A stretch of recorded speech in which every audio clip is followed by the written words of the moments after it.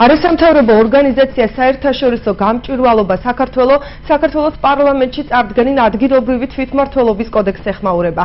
მესამე სექტორის წარმომადგენლების უკმაყოფილება კოდექსის პროექტის 52-ვე მუხლმა გამოიწვია, რომლის მიხედვითაც პირდაპირი წესით არჩეული მერის ან გამგებლის გადაყენება საკრებულოს ხმათა უმრავლესობით შეუძლია.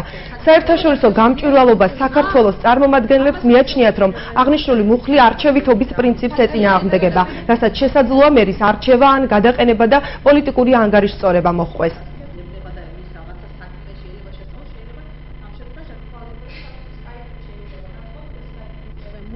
ამ კოდექსის ითვალისწინებს იმას, რომ პრაქტიკულად ახალარჩეული მერების და გამგებლების იმპიჩმენტის პროცესი, ანუ მათი გადაყენების პროცესი ადვილად შეუძლია საკრებულოებს ხმათა უმრავლესობით.